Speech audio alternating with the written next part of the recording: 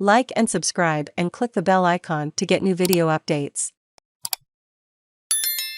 Uae's long Ailing leader Sheikh Khalifa bin Zayed dies. Aged 73, the United Arab Emirates' long Ailing ruler and president, Sheikh Khalifa bin Zayed Al Nahyan, died Friday, the government announced in a brief statement. He was 73. Sheikh Khalifa oversaw much of the country's blistering economic growth, and his name was immortalized on the world's tallest building, the Burj Khalifa, after bailing out debt-crippled Dubai during its financial crisis over a decade ago. However, after suffering a stroke and undergoing emergency surgery in 2014, a decade after becoming president, he ceased having any involvement in the day-to-day affairs of ruling the country.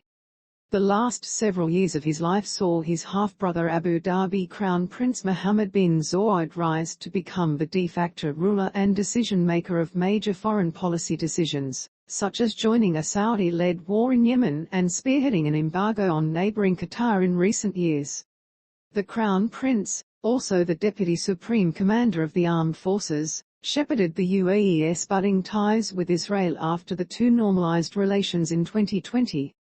The UAE announced a 40-day period of mourning and a 3-day suspension of work across the government and private sector, including flags to be flown at half-staff.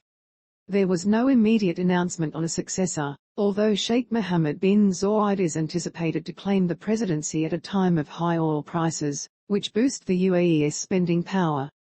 The UAE has lost a loyal son, and the leader of its blessed empowerment journey, Sheikh Mohammed bin Zayed, wrote on Twitter after his brother's death was officially announced on state media.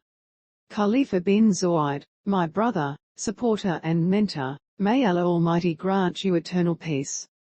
In a statement, U.S. Secretary of State Antony Blinken described Sheikh Khalifa as a true friend of the United States, adding that the U.S. remains committed to its steadfast friendship and cooperation with the UAE.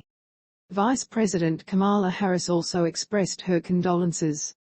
Ties have been strained between the Biden administration and the leaders of Saudi Arabia and the UAE, which have not joined U.S. efforts in isolating Russia amid its war in Ukraine. Messages of condolences also poured in from around the region and the world, foremost from leaders of Arab countries supported by Abu Dhabi. Sheikh Khalifa was the eldest son of Sheikh Zayed bin Sultan Al Nahyan, widely revered by Emirates as the country's founding father. The federation recently marked its 50th anniversary. Though he had been out of public sight since his stroke, Sheikh Khalifa's image was ubiquitous, gracing every hotel lobby and major government office across the country. On occasion, Emirati state media published rare photographs and videos of Sheikh Khalifa.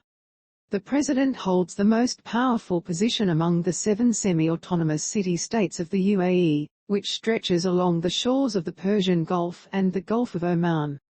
Historically, the president is from Abu Dhabi, the largest and richest of the 7 emirates.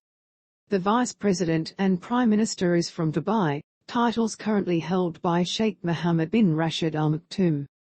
Despite its size and wealth, Abu Dhabi often finds itself overshadowed by the glitzy Emirate of Dubai, the commercial hub that showcases both the UAE's bold visions and, at times, debt-fueled pipe dreams, including a massive palm-shaped man-made island that sits empty years after its construction. The UAE's regional power and influence, however, emanates from Abu Dhabi, which has most of the country's oil and gas reserves. Dubai provides the UAE with a swirl of publicity and headline-grabbing lifestyle and entertainment stories that rights groups say distract from controversial policies decided in Abu Dhabi.